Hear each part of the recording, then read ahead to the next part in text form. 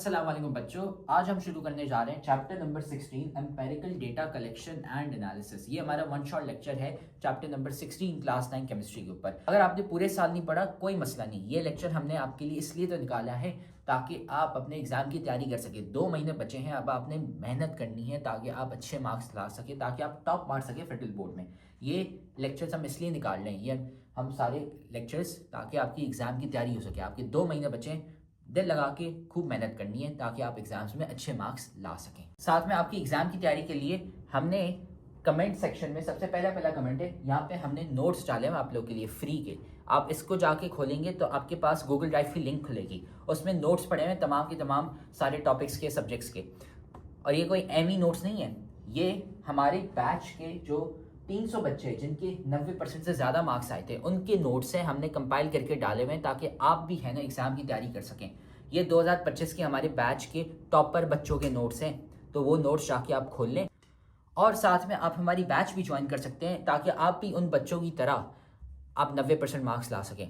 हम A to Z आपको सारे कॉन्सेप्ट्स पढ़ाते हैं, most important topics, most important questions, model paper, और साथ में 3 गेस्ट पेपर्स भी देते हैं with special exam writing sessions. इसलिए तो हमारे इतने सारे बच्चे हैं जिनके 90% मार्क्स आते हैं। हमारे पास पाकिस्तान की बेस्ट फैकल्टी यहाँ पे पढ़ी हुई है। तो बैच ज्वाइन करने के लिए आपको 800 रुपये सिर्फ एक सब्जेक्ट के, और अगर आप सारे सब्जेक्ट्स लेते हैं 7 के 7 सब्जेक्ट्स तो उसके 3000 रुपये। 2 महीने में हम आपको जीरो से हीरो बनाएंगे ताकि आप भी 90% मार्क्स ला सके सारे सब्जेक्ट्स में। बैच अगर आपको ज्वाइन करनी है, इस नंबर पे आप मैसेज कर लें हमें, और ये नंबर डिस्क्रिप्शन में भी पड़ा हुआ है, आप हमें मैसेज कर लें, हम आपको ऐड कर लेंगे हमारी रिवीजन बैच में। सो अब हम शुरू करते हैं हमारा chapter number 16 empirical data collection. Okay, students, so our next chapter, chapter number 16 है, deals about the empirical data collection and analysis. उसमें हम बेसिकली उन चीज़ों के बारे में पढ़ते हैं जो आपके ऐसे कि प्रैक्टिकल चीज़ें होती हैं। जैसे कि आप कोई भी इंस्ट्रूमेंट है, मोस्टली आपके पास जो बेसिक इंस्ट्रूमेंट है आपके लैब के अंदर प्रेजेंट होते हैं, burettes, volumetric pipettes, measuring cylinder, gas syringes, stopwatch, ये सारी की सारी चीज़ें आपके पास प्रेजेंट होती हैं। इनको देखना, इनसे मेजरमेंट करना, एक्सपेरिमेंट करना, ये सारी चीजें जो है वो आपके पास आपके इन टॉपिक्स में हम कवर करें। सबसे पहले तो हमारे पास टॉपिक आता है स्टैंडर्ड।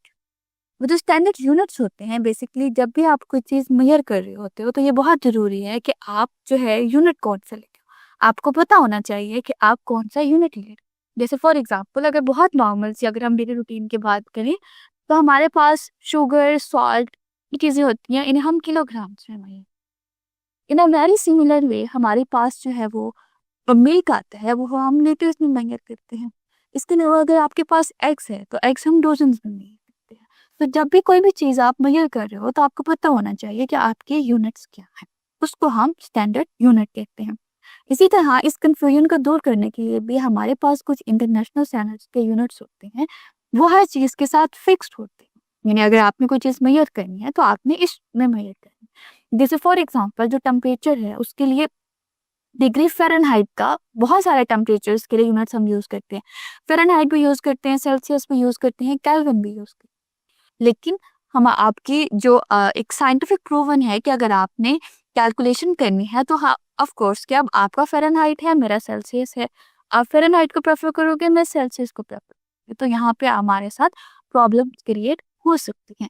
तो उसके लिए हम क्या यूज़ करते हैं, उसके लिए भी हमने स्टैंडर्ड यूनिट्स बनाए कि हमारे पास जो टेम्परेचर होगा वो ये केल्विन है। जैसे कि फॉर एग्जांपल टेम्परेचर का जो यूनिट है वो केल्विन।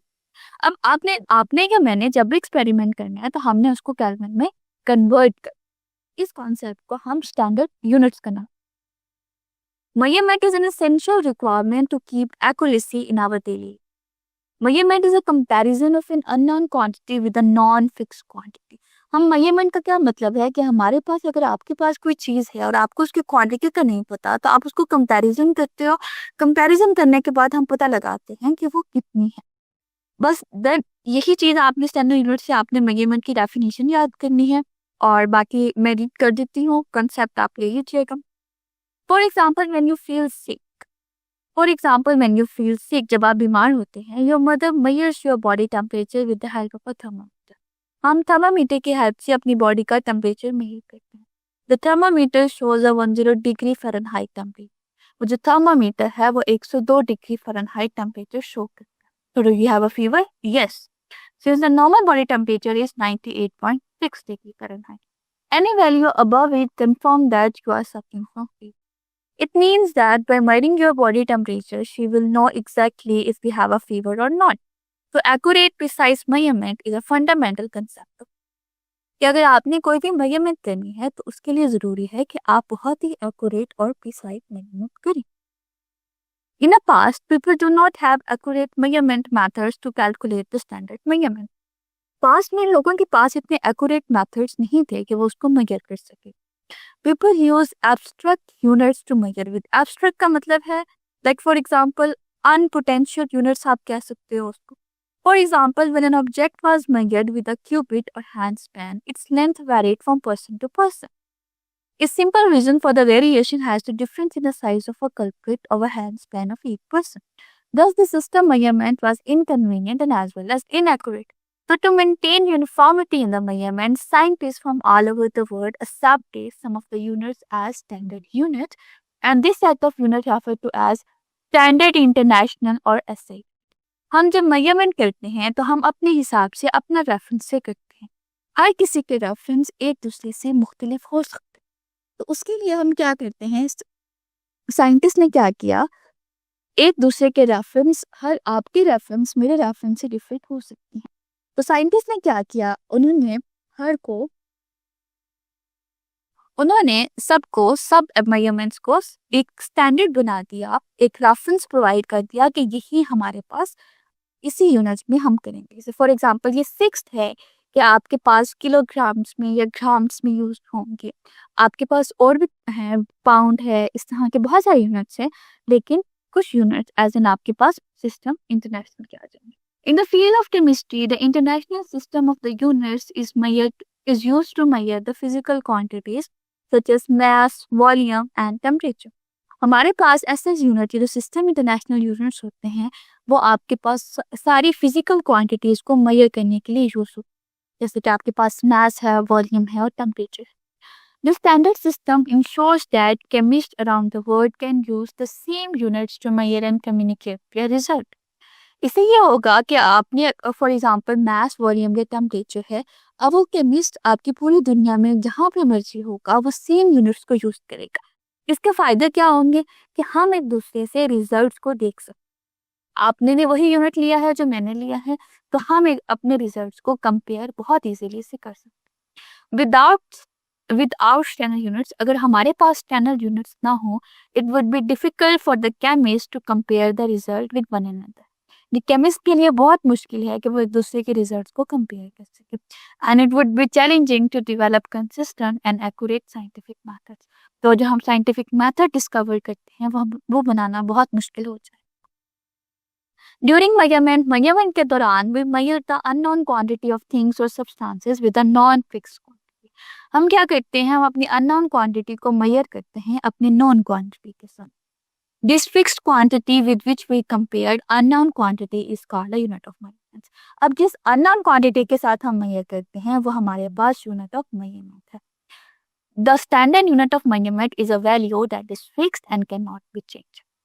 हमारे पास जो standard unit है हम उसको measurement करते हैं तो वो fixed रहता है और वो change नहीं होता. ठीक है, यानी दो चीजें आपके पास आती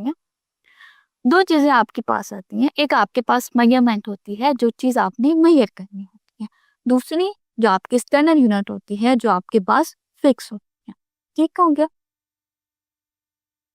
अब बहुत सारे फिजिकल क्वांटिटीज हैं जिनको आप मेजर करते हो. हर क्वांटिटी जो है दैट कैन बी मेजर, जिस चीज को आप मेजर कर सकते हो वो आपकी फिजिकल क्वांटिटी है.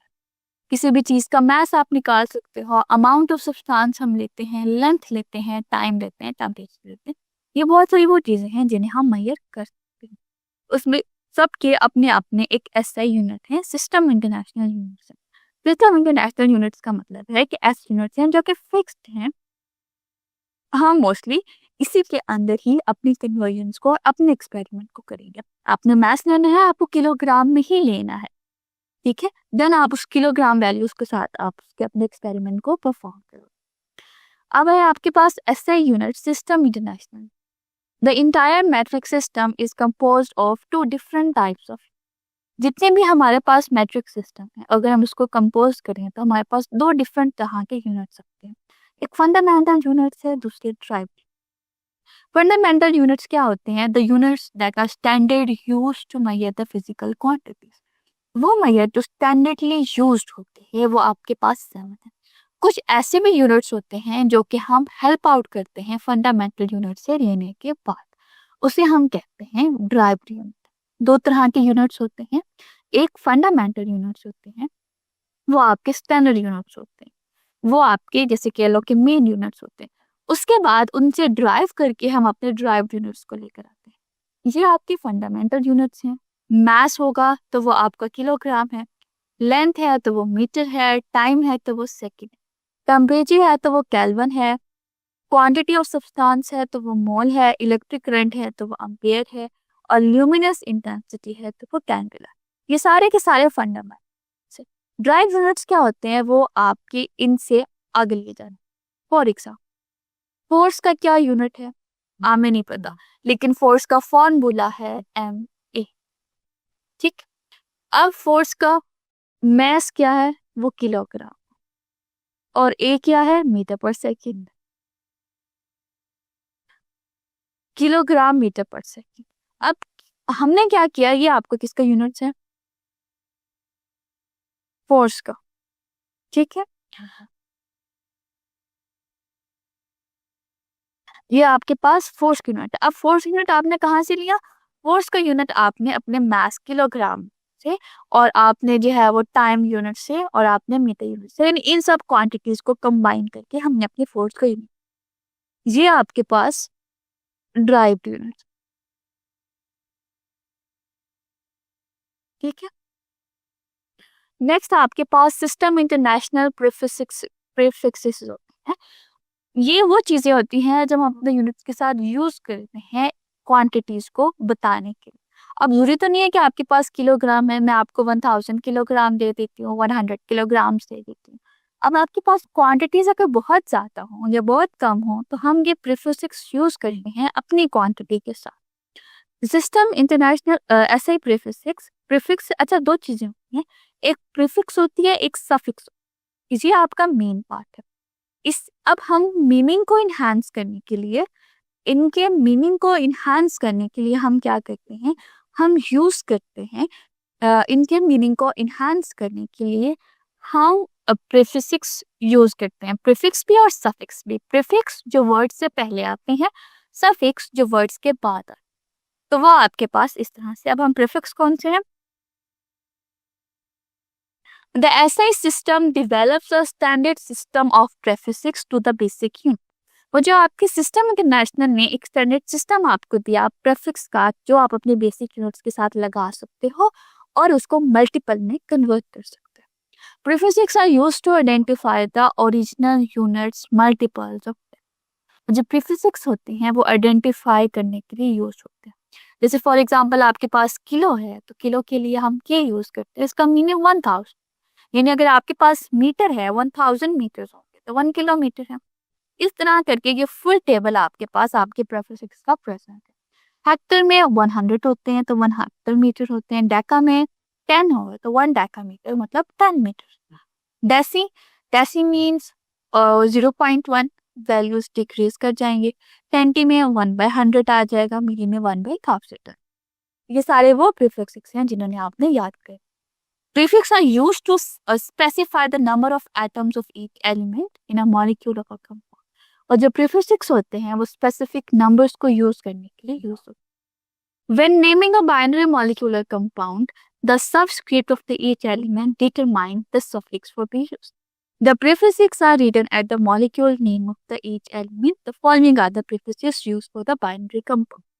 Basically होता क्या है कि जब आपके पास ये तो वो आपने क्वांटिटी को बताने हैं ना, अब हम क्या करते हैं? हम नेम को बताने के लिए भी यूज करते हैं। हम क्या करते हैं? हम नेम्स को बताने के लिए भी प्रीफिक्स यूज करते हैं। ठीक है, जैसे मैंने कहा प्रीफिक्स वर्ड से पहले आते हैं। एक तो वो आ जाएंगे जो आपके क्वांटिटीज को यूज करते हैं, किलोमीटर, मिलीमीटर, वो दूसरे प्रीफिक्स दूसरे तरह से होते हैं, जो फॉर एग्जांपल अगर आपके पास एक ऐसा एलिमेंट प्रेजेंट है जो उसमें एक से ज्यादा एलिमेंट प्रेजेंट है, ऐसा कंपाउंड है जिसमें एक से ज्यादा एलिमेंट है, तो वो उसके लिए हम प्रीफिक्स यूज करते हैं। ये वो सारे प्रीफिक्स हैं जो हम यूज करते हैं मोनो से लेकर डेका तक। जैसे कि कार्बन मोनोऑक्साइड है, अब कार्बन और 2 ऑक्सीजन है तो हम लिख देंगे carbon dioxide. Sulphur sulphur dioxide है। नाइट्रोजन मोनोऑक्साइड है। डाइसल्फर डाइक्लोराइड, डाई नाइट्रोजन मोनोऑक्साइड है। कार्बन टेट्राक्लोराइड है। Phosphorus pentachloride.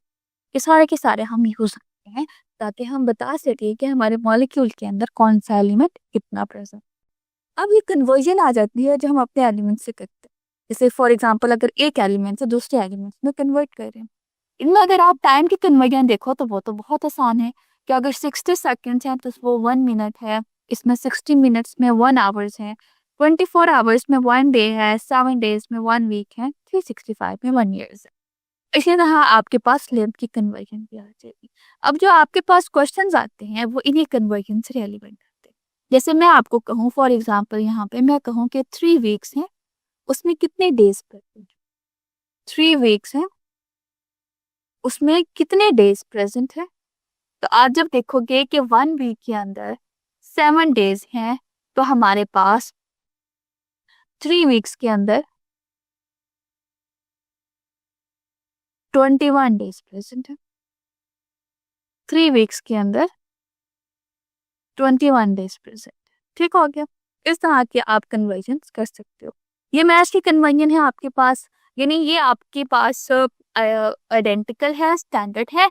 अब जो जो भी आपसे पूछा जाएगा आपने इसमें पुट करनी है अपने वैल्यूज को और आपने निकालनी। इन द लेबोरेटरी के अंदर the chemist use centimetre cubic centimetre. Laboratory में जो साइंस केमिस्ट हैं वो क्यूबिक सेंटीमीटर्स को यूज करते हैं, ग्राम्स को, सेकेंड को। वो बहुत प्रैक्टिकल यूनिट करते हैं when working with a small amount in a lab for the sample research. अब यहाँ पर ये क्वेश्चन बहुत इंपॉर्टेंट है कि हमारे पास जब लैब में हम काम करते हैं तो मोस्टली हम बहुत थोड़ी क्वांटिटीज पे काम करते हैं। अगर हम वॉल्यूम ले रहे हैं तो हम बहुत ज़्यादा लीटर्स में प्रेफर नहीं करते, हम क्यूबिक सेंटीमीटर्स में उसको प्रेफर करते हैं। इसी तरह आपके पास ग्राम्स होती हैं, इसी तरह आपके पास वैल्यूज होती हैं, मास है तो वो ग्राम्स में प्रेजेंट, और अगर टाइम है तो वो सेकंड्स में हम लेते हैं। क्यों? क्योंकि हम बहुत स्मॉल अमाउंट में काम कर रहे होते हैं। उसके बहुत सारे रीजन हैं कि हमें नहीं पता कि हमारा एक्सपेरिमेंट सक्सेसफुल है या नहीं है, हमें नहीं पता कि हमारे एक्सपेरिमेंट के क्या डेंजर्स होंगे।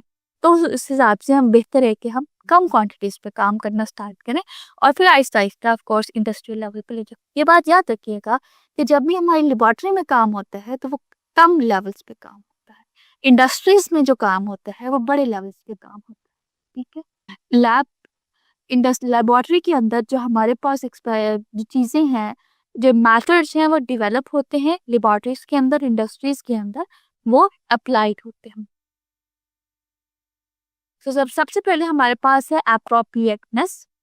इसमें क्या होगा, the use of centimetre cubes allows chemist easily measure and calculate the volume of liquids and solids. हमारे पास सेंटीमीटर क्यूब की मदद से हम बहुत इजीली वॉल्यूम ले सकते हैं लिक्विड्स का, सॉलिड का। It is a smaller unit than liquid, ये लिक्विड से बहुत कम यूनिट है and is more suitable for measuring the small volume accurately. ये ज्यादा सुटेबल है हमारे स्मॉल मेजर्स में एक्यूरेट कर। सेकेंड है प्रिसाइजनेस। प्रिसाइजनेस का मतलब क्या है कि आपके पास एक्यूरेसी आपके पास है। To have a precise measurement, the use of the gram as a unit of the mass provides a more accurate and consistent measurement compared to the larger units like kilo। अगर हम बहुत small grams में हम लेते हैं तो वो आपको ज़्यादा एक्यूरेट वैल्यू देते हैं बजाय इसके कि हम किलोग्राम्स में। Compatibility. The use of these units ensures compatibility with a wide range of laboratory equipment and instruments। हम क्या करते हैं, हम इन यूनिट्स को यूज करते हैं कंपैटिबिलिटी को इंश्योर करने के लिए। हम लेबोरेटरी इक्विपमेंट्स और इंस्ट्रूमेंट्स को देखते हैं। The use of smaller units make it easier to perform experiment and obtain accurate research. अगर हम स्मॉलर यूनिट्स को लेते हैं तो हमारे एक्सपेरिमेंट ज्यादा बेहतर होते हैं। उसके बाद हमारे पास है टाइम सेंसिटिव रिएक्शंस। केमिस्ट्री के अंदर जो टाइम्स है वो बहुत इंपॉर्टेंट रोल प्ले करता है। Using second as a unit of time allows chemists to accurately measure the reaction rate, reaction time, and other time dependent factors. जितने भी आपके पास पैरामीटर्स हैं वो टाइम डिपेंडेंट होते हैं। तो अगर हम स्मॉल यूनिट्स पे रखते हैं तो हम ज़्यादा इजीली उनका काम मेजरमेंट कर, बजाय इसके कि अगर हम टाइम आवर्स पे रखेंगे तो वो बहुत हैक्टिक हो। लेकिन आपके इंटरनेशनल स्टैंडर्ड्स हैं, ऑफ कोर्स कि जो आपके द इंटरनेशनल स्टैंडर्ड्स के यूनिट्स हैं, आप उन्हीं को लेकर काम करोगे ताकि आप अपने रिजल्ट्स को पूरी दुनिया में बता सकें। The International System of Units recommends the use of these units for scientific measurement. This standardization ensures uniformity and helps communication between the scientific worldwide. Next आपके पास है scientific notation. जब भी हम वैल्यूज लिखते हैं तो हमारी कोशिश होती है कि हम वैल्यू को बहुत ही कंसाइज फॉर्म में लिखें और इस तरह फॉर्म में लिखें कि आप और मैं इसको इजीली मेजर कर सकें। तो वो आपके पास जो फॉर्म आती है, जो आपकी स्टैंडर्ड फॉर्म है, हम उसे साइंटिफिक नोटेशन कहते हैं। साइंटिफिक नोटेशन और the standard form is used to represent a very large or very small number in a form of a multiplication of a single digit number and exponent raised to the power of 10. Scientific notation में चाहे आपकी value जितनी बड़ी large हो या चाहे जितनी small हो, वो एक सिंपल सिंगल डिजिट में आएगी और देन हम उसको एक्सपोनेंट में कन्वर्ट करेंगे। एक्सपोनेंट में कन्वर्ट करने का क्या तरीका है कि हम उसकी 10 की पावर, ये एक वर्ल्ड वाइड एक्सेप्टेड मेथड है पूरी दुनिया के अंदर साइंटिफिक किसी भी रिजल्ट को लिखने का। ठीक है, चाहे आपकी वैल्यू बहुत स्मॉल है या चाहे आपकी वैल्यू बहुत large. Scientific notation simplifies the calculation, comparison, communication of the measurements involving a very large or very small number. It is a very powerful tool for expressing the magnitudes of quantities used in daily life. ये बहुत ही important और बहुत ही powerful tool है कि हम अपनी quantities को मेजर कर सकते हैं डेली लाइफ में। जैसे फॉर एग्जांपल बजाय इसके कि हम 65 और देन उसके बाद हम 1 2 3 4 5 6 7 जीरोस लिखे, हम 65 और उसके बाद 7 जीरो लिखे, हम उसको साइंटिफिक नोटेशन में बहुत इजीली मेजर कर सकते हैं। हम 6.5 क्रॉस 10⁻8 लिख देते हैं कि 10 की पावर इतनी आएगी। The magnitude of any physical quantity is 10 bits. ये आपका साइंटिफिक नोटेशन है। ए कोई भी नंबर है जो कि 1 से बड़ा हो सकता है और 1 से इक्वल हो सकता है, लेकिन ये 10 से कम होना चाहिए। ये हमारे पास जो ए है वो आपका 10 से कम हम रखते हैं। देन 10 के ऊपर कोई पावर होगी, अब वो पावर पॉजिटिव में भी हो सकती है, वो पावर नेगेटिव में भी हो सकती है। The component of a base 10 determines how big or small the number. जो कंपोनेंट है बेस 10 का वो डिफाइन करेगा कि कितना बड़ा या स्मॉल है। The component if positive if the number is very large. अगर कंपोनेंट आपका पॉजिटिव है तो इस बात को बताता है कि आपका नंबर बहुत लार्ज है। अगर वही कंपोनेंट आपका नेगेटिव है तो वो आपको बताएगा कि नंबर बहुत स्मॉल है। Numbers in a scientific notation or the standard form are expressed as a multiple of a power of 10. ये नंबर्स हैं साइंटिफिक नोटेशन के अंदर या स्टैंडर्ड फॉर्म के अंदर, वो आपको बताते हैं कि हम जो है पावर की 10 का मल्टीपल ले लेते हैं। ये आपके साइंटिफिक नोटेशन रहते हैं। उसके बाद साइंटिफिक नोटेशन के आपके पास कुछ रूल्स आते हैं। आपने जब भी साइंटिफिक नोटेशन लेनी है तो उसके कुछ रूल्स आते हैं। टू डिटरमाइन द पावर और एक्सपोनेंट ऑफ 10, कि जब भी आपने पावर लेनी है, एक्सपोनेंट लेनी है 10 के, तो हम क्या करते हैं, we must follow the rules listed below. ये सारे रूल्स हैं जो आपने फॉलो करने हैं और हर किसी को फॉलो करने हैं ताकि हमारे रिजल्ट्स बेहतर आ सके। The base should always be 10, वो जो बेस है आपकी वो 10 आनी चाहिए। The exponent must be non zero integer, वो जो आपका एक्सपोनेंट है वो नॉन जीरो आना चाहिए, इंटीजर आना चाहिए, which means that it can either be positive और नेगेटिव। यानी जो आपकी n की वैल्यू है वो जीरो नहीं आनी चाहिए, क्योंकि आपको पता है कि किसी भी चीज़ की पावर जीरो हो तो वो ऑटोमेटिकली 1 के करो, तो हमने तो कोई ना कोई नंबर लेते रहना है, तो वो आपका नॉन जीरो आ जाए। वो पॉजिटिव भी आ सकता है, वो नेगेटिव भी आ सकता है। The absolute value of the coefficient is greater than और इक्वल टू 1, वो जो वैल्यू है कोफिशिएंट की वो 1 या 1 से ज़्यादा हो सकती है, लेकिन उसको 10 से कम होना चाहिए। वो जो हमने कोफिशिएंट स्टार्ट में लिखना है वो 8 या 1 से ज़्यादा होगी, लेकिन ऑफ कोर्स इवेंचुअली वो 10 से कम हो। Coefficient can be positive and negative, वो आपके पॉजिटिव भी हो सकते हैं, नेगेटिव भी हो सकते हैं, उसमें आपके होल नंबर भी आते हैं और आपके डेसिमल नंबर्स भी आते हैं। The mantissa carries the rest of the significant digit of the number. बाकी जो है वो आपकी जितने भी डिजिट्स होंगे आप उसे उसकी पावर में कन्वर्ट कर दो। ये सारे के सारे आपके पास हैं। दोबारा देख लो कि बेस आपकी हमेशा 10 होनी चाहिए। आप 10 की पावर लोगे, किसी भी और डिजिट की आप पावर नहीं ले सकते। उस पावर के ऊपर जो आपके पास, सॉरी बेस 10 के ऊपर जो पावर होती है जिसको हम एक्सपोनेंट कहते हैं, वो जीरो नहीं होना चाहिए। वो कोई पॉजिटिव भी हो सकता है, नेगेटिव भी हो सकता है। उसके बाद जो उसके साथ कोफिशिएंट होता है वो हमेशा 1 या 1 से ज्यादा होना चाहिए और 10 से कम होना चाहिए। वो भी पॉजिटिव हो सकता है, नेगेटिव हो सकता है, उसमें आपके होल और डेसिमल नंबर्स दोनों आ सकते हैं। बाकी वो सिंगल डिजिट होना चाहिए। बाकी जितने भी आपके डिजिट हैं वो फिर आपके मैंटीसा में आ जाते हैं। मैंटीसा का मतलब है कि वो आपके पावर में आ जाते हैं। Let us understand how many places we need to move the decimal point after the single digit number with the number of the following.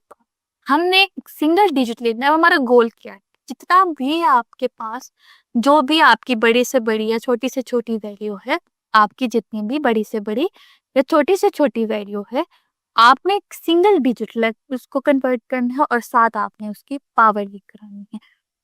अब क्या होगा, सबसे पहले इस पे रूल्स देख लेते हैं।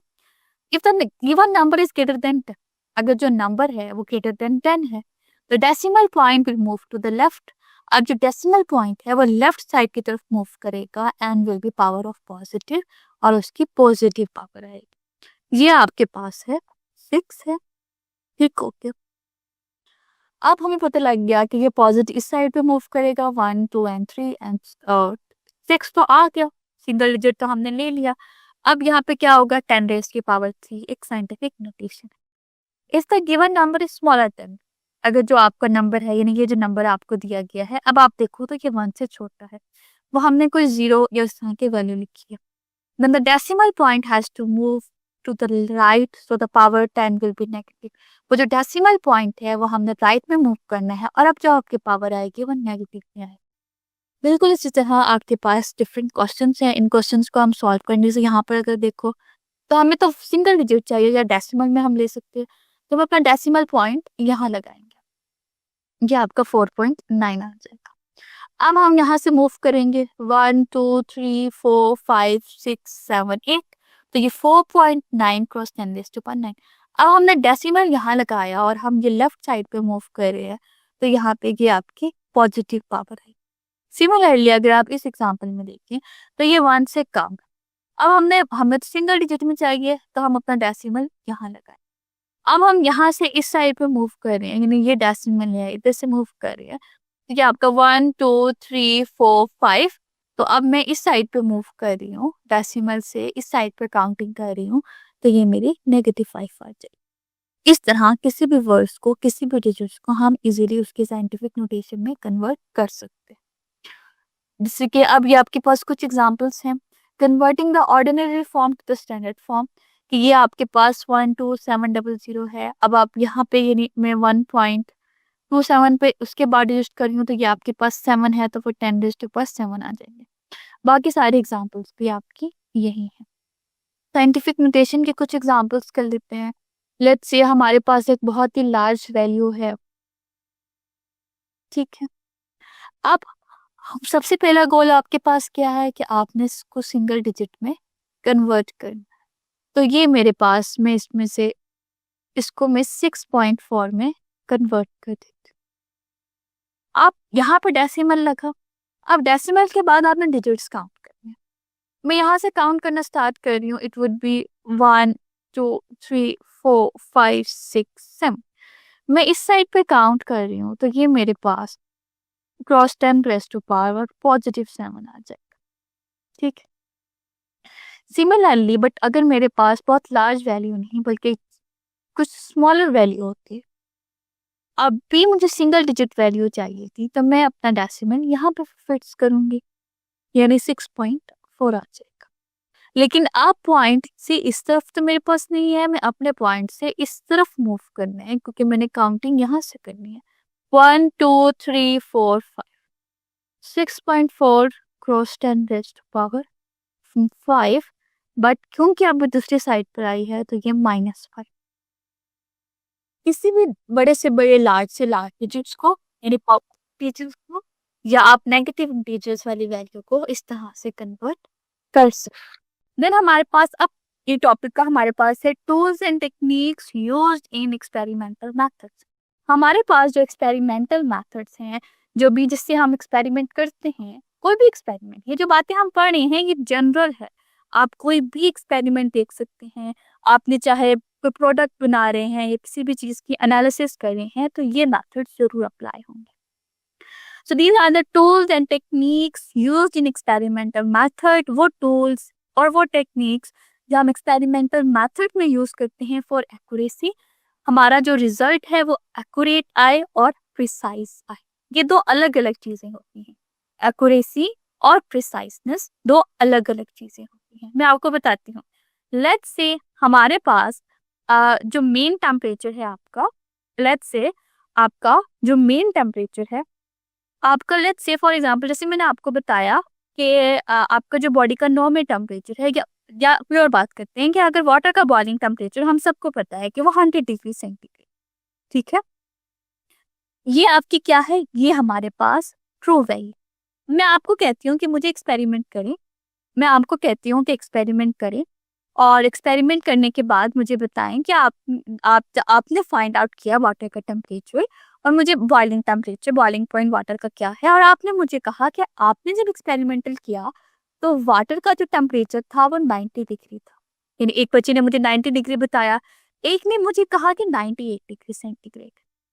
तो ये तो आपकी मेजर्ड वैल्यू थी ना, ठीक है, ये आपकी ट्रू वैल्यू है जो आपका 100 डिग्री बॉइलिंग पॉइंट था। ये तो हम वो ट्रू वैल्यू हम कहाँ से लेते हैं, अपने लिटरेचर से लेते हैं, जो हमारे पास फिक्स्ड वैल्यू होती है। ये ट्रू वैल्यू थी। फिर मैंने आपको कहा कि मुझे इन्फॉर्म करें और मुझे बताएं कि हमारे पास जो है वो मेजर्ड वैल्यू कौन सी है। आपने जब एक्सपेरिमेंट किया और आपने मुझे कहा कि आपके जो वाटर का बॉइलिंग पॉइंट जब आपने यूज किया तो 90 था या 98। अब 98 वाला ज्यादा एक्यूरेट हो, जो 98 वाला है वो ज्यादा एक्यूरेट होगा। क्यों? क्योंकि वो उसको हम कहेंगे कि वो एक्यूरेट है क्योंकि वो हमारी ट्रू वैल्यू से या ट्रू मेजरमेंट से ज्यादा मैच करता है। तो ये हमारे पास एक्यूरेसी कहलाती है कि जो हमारे रिजल्ट हैं वो हमारे एक्चुअल रिजल्ट से ज्यादा मैच कर हो। जितने ज्यादा वो मैच करेंगे हम उससे उतनी एक्यूरेट हमारे रिजल्ट आएंगे, ये बात होगी। देन है प्रिसाइजनेस। प्रिसाइजनेस का मतलब होता है जो भी चीज आ रही है वो बार बार रिपीट हो। यानी फॉर एग्जांपल अगर आप वाटर का बॉइलिंग पॉइंट टेम्परेचर करते हो, एक बात और कि जब भी हम एक्सपेरिमेंट करते हैं तो हम कभी भी एक चीज पर रिलाई नहीं करते हैं। यानी एक दफा अगर मैं आपको कहूंगी ना कि आप वाटर का बॉइलिंग पॉइंट मुझे बताएं, तो आपको 3 दफा वो experimental perform at least 3 times आपने वो परफॉर्म करना है, उसकी एवरेज लेनी है और फिर आपने मुझे बताना है फाइनल रिजल्ट आपका क्या है। लेट्स से आप 3 दफा करते हैं, यानी कोई भी एक स्टूडेंट है, आप 3 दफा करते हो, आपका वाटर का बॉइलिंग पॉइंट आता है 80, फिर आपका आता है 40 और फिर आपका आता है 20। अब आपने जो वैल्यूज ली हैं वो प्रिसाइज नहीं है, मींस के जो आपकी वैल्यूज रिपीट हो रही हैं वो एक्चुअल नहीं। एक और बच्चा एक्सपेरिमेंटल परफॉर्म करता है और उसकी वैल्यूज आती हैं 80, 78, 76। तो मैं कहूंगी कि जो ये वाले रिजल्ट हैं ये प्रिसाइज है और ये वाले जो रिजल्ट हैं वो प्रिसाइज नहीं है। एक जो रिजल्ट है आपका वो प्रिसाइज है और जो दूसरा रिजल्ट है वो आपका प्रिसाइज नहीं है, ठीक है। यहाँ पे ये बात आपके पास आ जाती है, ठीक है। आपको बात समझ आ रही है? दो अलग अलग आपके पास हमारे पास टूल्स हैं, टेक्निक्स हैं। एक हमारे पास एक्यूरेसी, दूसरी हमारे पास प्रिसाइजनेस। एक्यूरेसी का मतलब है कि जो ट्रू वैल्यू आपके पास है, जो आपके लिटरेचर में ट्रू वैल्यू प्रेजेंट है, हम जो मेजर कर रहे हैं वो दोनों आपस में कितनी क्लोज है। जितनी ज्यादा वो क्लोज होंगी हमारा जो रिजल्ट है वो उतना ज्यादा एक्यूरेट होगा। अब जैसे मैंने कहा कि मैंने 2 दफा एक्सपेरिमेंट किया, एक दफा यानी 2 लोगों ने एक्सपेरिमेंट किया, एक का रिजल्ट आया 98 और एक का आया 90। तो 98 वाला मैं कहूंगी कि आपका एक्सपेरिमेंटल एक्यूरेट है या मोर एक्यूरेट है और दूसरा वाला लेस एक्यूरेट है। इसी तरह जब ऑफ कोर्स हम एक दफा रिलाई नहीं करते हैं तो हमारे पास क्या होना चाहिए, जब आप 2-3 दफा रिचेक कर रहे हो तो आपकी जो वैल्यूज हैं वो क्लोजनेस होनी चाहिए, closeness of the repeated values. कि जब आप बार बार एक्सपेरिमेंट करते हैं तो जो बार बार आपकी वैल्यूज आनी चाहिए वो एक दूसरे के करीब कितनी आनी चाहिए। एक नहीं कि एक दफा अगर आपका रिजल्ट 100 आया, दूसरी दफा आपका 1000 आया। हाँ, थोड़ी बहुत वेरिएशन आपके पास हो सकती है, वो इन्वायरमेंटल की वजह से होती हैं, वो मैकेनिकल लॉस की वजह से होती हैं, बहुत सारी वेरिएशंस आपके पास होती हैं जब आप एक्सपेरिमेंटल कर रहे होते हो। लेकिन आपके जो वैल्यूज हैं वो प्रिसाइज होनी चाहिए। मीन्स के जो आपकी रिपीटेड वैल्यूज हैं वो एक दूसरे के बहुत ज़्यादा क्लोज होनी चाहिए। तो अगर आप चाहते हो कि आपका एक जो एक्सपेरिमेंट है वो बहुत ज़्यादा अच्छा हो तो आपके पास दोनों टूल्स होने चाहिए। एक आपका जो है वो एक्यूरेट भी होना चाहिए, दूसरा वो प्रिसाइज भी होना चाहिए। हम नेक्स्ट बात करते हैं, अब इसकी रीडिंग कर लेते हैं। When making measurements, कि जब हम measurement कर रहे होते हैं, it is important to be as accurate and precise as possible। जैसे मैंने बताया कि दोनों चीजें ही आपके पास होनी चाहिए, accuracy भी और preciseness भी। Accuracy is a measurement of how close an experimental measurement is to be the true value। ये जो accuracy का मतलब है कि जो आपकी true value है उससे आपकी जो experimental value है वो कितनी close है। Preciseness refer to how close repeated measurements are to each other। प्रिसाइजनेस आपको बताती है कि जो आपकी रिपीटेड वैल्यूज हैं वो आपस में कितनी क्लोज है। आपको सिर्फ इन दोनों की डेफिनेशंस आनी चाहिए, ठीक है। What you need to do, आपको इन दोनों की डेफिनेशंस आनी चाहिए। और ऑफ कोर्स अगर आपको डेफिनेशंस अच्छे से आती हैं तो आप उसको आइडेंटिफाई भी कर सकते हो। दो ही तरह के क्वेश्चंस आते हैं, या तो वो आपसे डायरेक्ट पूछ लेंगे कि मुझे बताएं कि एक्यूरेट कितना है और प्रिसाइज लाइक एक्यूरेसी और प्रिसाइजनेस के बारे में बता दें, या फिर वो आपको कुछ वैल्यूज देंगे और कहेंगे कि इसकी बताएं कि एक्यूरेसी किसके ज़्यादा है या प्रिसाइजनेस किसके ज़्यादा है। तो वो अगर आपने अच्छे से अंडरस्टैंड किया है तो आप क्वेश्चंस कर सकते हैं, बाकी और कुछ इसमें से नहीं करना। Preciseness refer to how close repeated measurements using the same device are to each other। Preciseness का मतलब है कि अगर आपके एक्सपेरिमेंटल हैं वो रिपीट हो रही हैं, सेम डिवाइस आप यूज कर रहे हो, तो वो कितने आपस में रिलेटेड है। इन जनरल अगर हम बहुत जनरल देखें, विद इन लेबोरेटरी के अंदर accuracy is a measurement how well your equipment is adjusted. Accuracy का मतलब होगा कि आपके इक्विपमेंट कितने अच्छे हैं। For example, if your balance is not adjusted correctly, अगर आप किसी चीज को मेजर कर रहे हैं और आपका जो एडजस्टेड है बैलेंस है वो सही तरह से नहीं है, you can make very precise repeated measurements. आप प्रिसाइज मेजरमेंट दे सकते हो बट वो ट्रू वैल्यू के करीब नहीं हो। जैसे अगर आप यहाँ पे देखें तो ये आपकी सारी प्रिसाइजनेस है कि जो जितनी भी वैल्यूज हैं वो एक दूसरे के करीब हैं, लेकिन वो एक्यूरेट नहीं है, ऑन द स्पॉट नहीं है।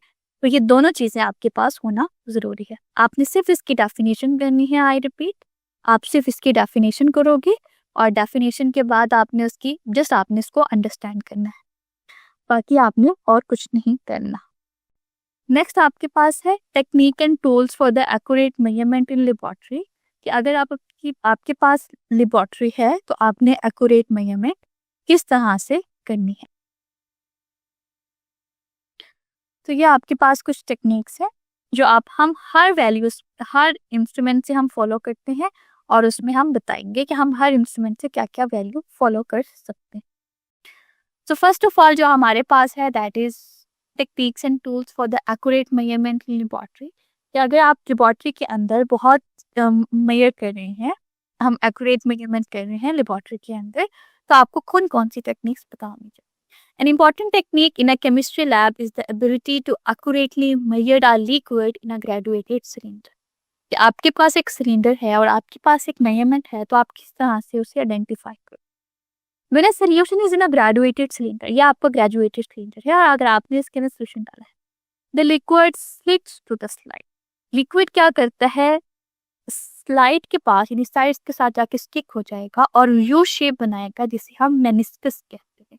ये जो यू शेप आपका बनता है, क्योंकि आपका लिक्विड फ्लैट नहीं होता बल्कि वो यू शेप होता है, तो हम उसकी मेनिस्कस कहते हैं। It makes it difficult to read a measuring cylinder accurately. Measuring cylinder को एक्यूरेटली मेजर करना बहुत मुश्किल होता है। क्यों? क्योंकि हम क्या करते हैं उसको, क्योंकि वो फ्लैट में नहीं होगा, यू शेप में हमेशा होता है। If you are too high, you will read a smaller value, and if you are too low, you will read a larger value। अब चूंकि वो हमारे पास आपके पास यू शेप में है, तो हमारे पास या तो आपके पास दो ही पॉसिबिलिटीज हैं। आप तो हायर वैल्यू भी ले सकते हो, यानी यहाँ पे ने बताया कि ये वाली वैल्यू भी ले सकते हैं हम, और हम स्मॉलर वैल्यू भी लेते हैं। But you get to eye level, you will read an accurate volume of water. तो अगर आपकी आई लेवल ठीक है, आप सही तरह से देख रहे हो, तो वो आपका जो है आपकी अब तभी आपकी एक्यूरेसी बिल्कुल ठीक हो। रिपीट, कि जब ग्रेजुएटेड सिलेंडर होता है तो ग्रेजुएटेड सिलेंडर के अंदर आपके पास यू शेप मिनिस्कस आता है। उस यू शेप मिनिस्कस के अंदर अगर आपने बहुत हाई वैल्यू भी नहीं देखनी, स्मॉलर वैल्यू भी नहीं देखनी, बल्कि आपने राइट एंगल पर अपनी आई रखनी है ताकि आपकी वैल्यू की मेजरमेंट सही हो सके। देन हमारे पास आता है बीकर, जिसमें measuring beakers are tools used to measure the approximate volume of liquid. जो मेजरिंग लिक्विड आपके पास ऐसे टूल्स हैं जिनमें आपकी अप्रॉक्सीमेट वैल्यूज हम देते हैं liquids. Beakers are use for holding samples, beaker को हम सैंपल्स को होल्ड करते हैं, स्ट्रिंग को, मिक्सिंग को, हीटिंग, लिक्विड्स को हीट करते हैं। Beakers can also be used as a container for the reaction and to estimate the volume. Beakers को हम एज एन रिएक्शन में एज एन कंटेनर भी यूज करते हैं और हम इसके वॉल्यूम ऑफ लिक्विड के एस्टिमेशन के लिए भी यूज करते हैं। नेक्स्ट हमारे पास मेजरिंग सिलेंडर आता है। Measuring cylinder is more accurate then beakers. Measuring cylinder बहुत ज्यादा एक्यूरेट है। आपको इनके काम पता होने चाहिए, यानी ऑफ कोर्स के आपको बहुत सारी चीजें नहीं करनी इसमें से, जैसे मैंने बहुत स्टार्ट में बताया, आपको इनके काम पता होने चाहिए। काम पता होने के बाद ये पता होना चाहिए कि कौन सा मेजरमेंट एक्यूरेट है। जैसे बताया कि जो मेजरिंग सिलेंडर है, बीकर और मेजरिंग सिलेंडर दोनों एक ही काम करते हैं, हमारे वॉल्यूम को, हमारे लिक्विड को मेजर करते हैं, लेकिन मेजरिंग सिलेंडर ज्यादा बेहतर मेजर करता है और जो बीकर है वो ज्यादा बेहतर मेजर नहीं करता है। Measuring cylinder is more accurate then beaker. जो आपका मेजरिंग सिलेंडर है वो बीकर से ज्यादा एक्यूरेट है। They should only B use when approximate volume measurement is required. ये सिर्फ तभी यूज होगा जब आपको बहुत ज्यादा यानी बहुत केयरफुल होकर चीजें का काम करना है। यानी अगर आपको 10 चाहिए, 15 चाहिए, 17, तब आप कर सकते हैं, लेकिन अगर आपको 100 चाहिए, 200 चाहिए, तो बीकर ज्यादा बेहतर रह जाएगा। वॉल्यूमेट्रिक बीकर ये मेजरिंग सिलेंडर से भी ज्यादा एक्यूरेटली मेजर करता है। यानी अगर आपको 1 ml चाहिए, बहुत स्मॉल क्वांटिटी में अगर आपको चाहिए आपका वॉल्यूम, तब आप पिपेट को यूज करते हैं। Most pipettes are used to transfer amount of up to 100 to 100 ml of liquid. कि जो पिपेट्स हैं वो हमारे जो लिक्विड की अमाउंट है 100 to 100 उसके लिए यूज करते हैं, लेकिन only measure a small volume using 25 centimetre cube. However, they can measure this volume very accurately। लेकिन वो क्या करते हैं, इस वॉल्यूम को बहुत ही ज्यादा एक्यूरेटली मेजर करते हैं। They are designed to deliver the measured volume। ये आपके पास मेजर वॉल्यूम को डिलीवर करता है when applied under the gravity, of course, क्योंकि ग्रेविटी के अंदर काम करता है, क्योंकि हम इसको जैसे आप यहाँ पे आपको नजर आ रहा है कि हम इसको पंप करते हैं, ग्रेविटी के थ्रू वो मूव करता है ऊपर और देन फिर वो नीचे मूव करता है। देन आपके पास ब्यूरेट है। Okay, let me read it again.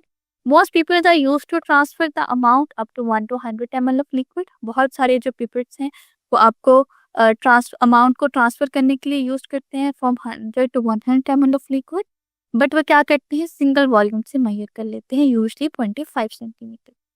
However they can measure this volume very accurate. वो क्या करते हैं, इस वॉल्यूम को बहुत ज्यादा एक्यूरेटली मेजर करते हैं। They are design to deliver the measured volume. वो क्या करते हैं, मेजर्ड वॉल्यूम को डिजाइन करते हैं,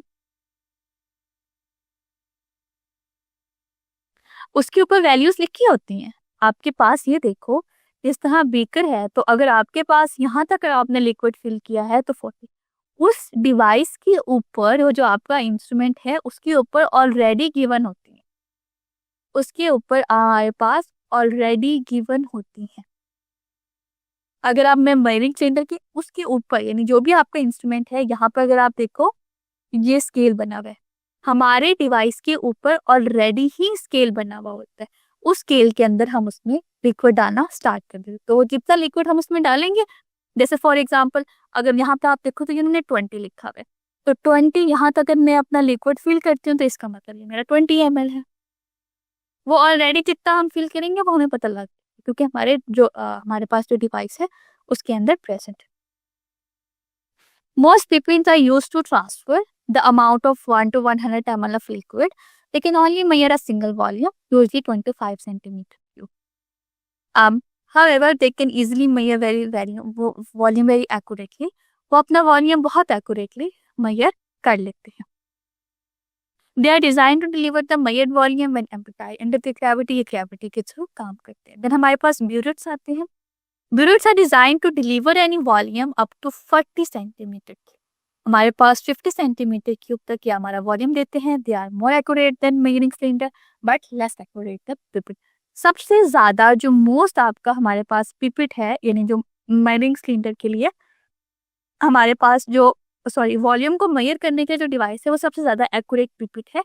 उसके बाद ब्यूटेट है, फिर मेजरिंग सिलेंडर है और फिर बीकर है। आपको इसका सीक्वेंस आना चाहिए बस। देन हमारे पास गैस सिरिंजेस हैं। Gas syringes are used to collect and measure the volume of a gas. Gas syringes में हम वॉल्यूम ऑफ गैस को कलेक्ट करते हैं, फिर हम गैस को हम मेजर करते हैं। There small accuracy of the gas measure, जैसे ये बिल्कुल जिस तरह हमारे पास इंजेक्शंस होते हैं बट ये थोड़े ज़्यादा बड़े तरह के होते हैं।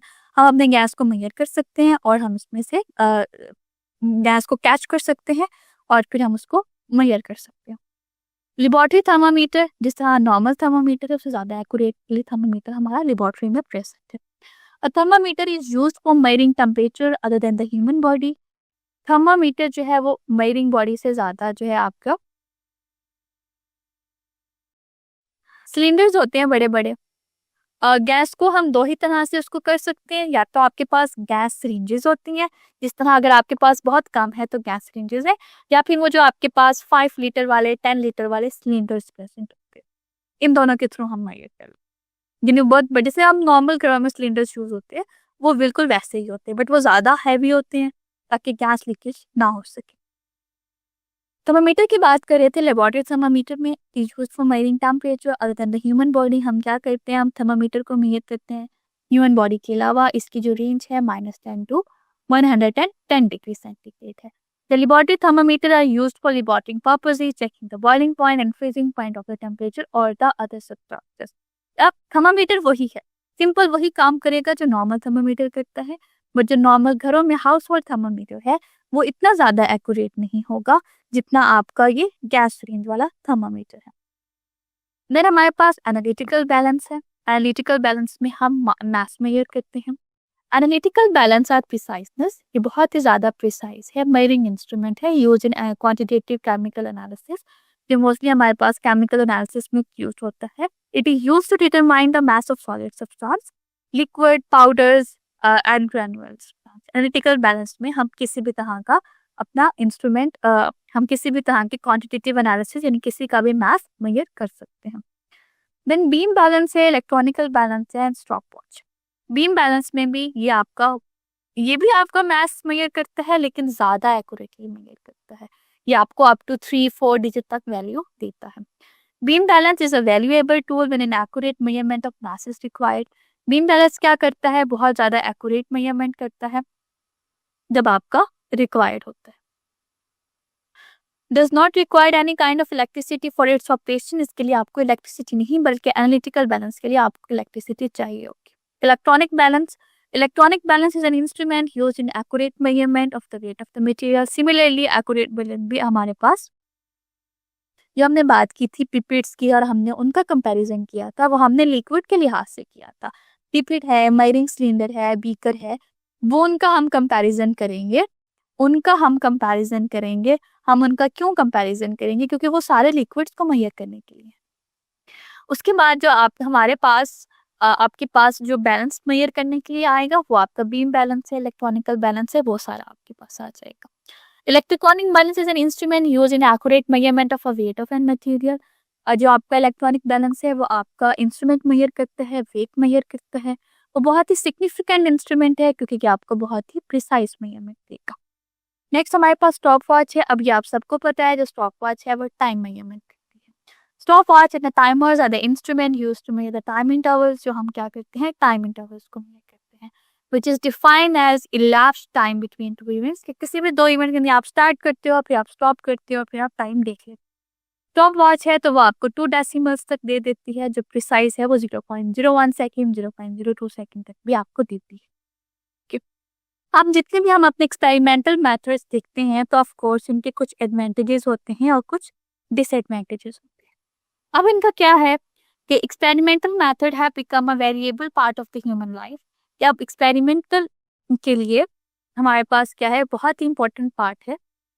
To learn about the work between them the chemist use different tools. अब शुरू से बहुत सारे जो केमिस्ट हैं वो डिफरेंट टूल्स यूज करते हैं, टेक्निक्स यूज करते हैं। अब जितने भी आपने अब तक थ्योरीज पढ़ी हैं उन सब में यही टूल्स और टेक्निक्स यूज होंगे। We have a Marie Curie, Robert Bowl, Linus Pauling, Ernest Rutherford, and Tolly Levasco, for instance, did various experiments to uncover the key concept of the same goes for the modern expert who utilize the scientific method to use if the new drugs are effective, discover treatment or illness or not. अब यहाँ पे आपके पास disadvantages भी हैं और advantages भी हैं। Disadvantage में क्या है? It gives researcher a high level of control. अब ये आपके पास जो है वो आपको रिसर्चर्स के बारे में बताता है। It allows researcher to utilize variation. अगर आपके पास कोई टेम्परेचर में वेरिएशन है, किसी भी तरह से वेरिएशन है, तो आप उसको आइडेंटिफाई कर सकते हैं। It can lead to the excellent result. ये आपको बहुत एक्सलेंट रिजल्ट देता है। It can use in different fields. ये डिफरेंट फील्ड्स में यूज होती है। डिसएडवांटेज में it can lead to the artificial situations, it can take a lot of money, it is affected by the errors, it is not feasible in some situations. ये आपके advantage और disadvantage है। तो उम्मीद है अब आपको ये पूरा टॉपिक समझ आ गया होगा एंड इससे आपकी एग्जाम की तैयारी मुकम्मल हो गई है। वापसी कमेंट सेक्शन में हमने यहाँ पे फ्री के नोट्स डाले हुए हैं टॉपर बच्चों के, तो वो नोट्स जाके आप गूगल ड्राइव की लिंक से वसूल कर लें। और अब बात आती है एंड ऑफ चैप्टर क्वेश्चंस की। ये हम यूट्यूब पे नहीं कराते। ये आप देख रहे हैं हमारे इतने बच्चों के मार्क्स क्यों आए? वो इसलिए क्योंकि आपको कॉन्सेप्ट आता है लेकिन उसका जवाब नहीं लिखना आता, इसलिए बहुत सारे बच्चों के मार्क्स नहीं आते। शॉर्ट आंसर लॉन्ग आंसर के जवाब कैसे लिखते हैं, पेपर पे लिखते कैसे, पेपर अटेम्प्ट कैसे करते हैं। इसलिए तो हमारी रिवीजन बैच आई हुई है। रिवीजन बैच में हम आपको सिखाते हैं कि जवाब कैसे लिखते हैं, पेपर कैसे अटेम्प्ट करते हैं। ये कोई नहीं सिखाता आपको पूरे पाकिस्तान में। और साथ में हम आपको 3 गेस्ट पेपर देते हैं जिससे हमारा आधे से ज़्यादा 70% पेपर तो लग ही जाता है। तो इसलिए तो हमारे इतने सारे बच्चे हैं जिनके 90% से ज़्यादा मार्क्स आ जाते हैं। तो अगर आप हमारी रिवीजन बैच ज्वाइन करना चाहते हैं ताकि आपके भी 90% से ज़्यादा मार्क्स आएँ, तो आप ज्वाइन कर सकते हैं। पाकिस्तान की बेस्ट फैकल्टी है यहाँ पे। 800 रुपये आपने ये दे दिए, 2 महीने हम आपको A to Z सारी तैयारी करा लेंगे। और अगर आप सारे सब्जेक्ट्स के लेना चाहते हैं तो ये 3000 रुपये होंगे 7 सब्जेक्ट्स के। तो आप हमें इस व्हाट्सएप नंबर पे मैसेज कर लें, हम आपको रिवीजन बैच में ऐड कर लेंगे और आपको सिखाएंगे कि बोर्ड में टॉप कैसे करते हैं।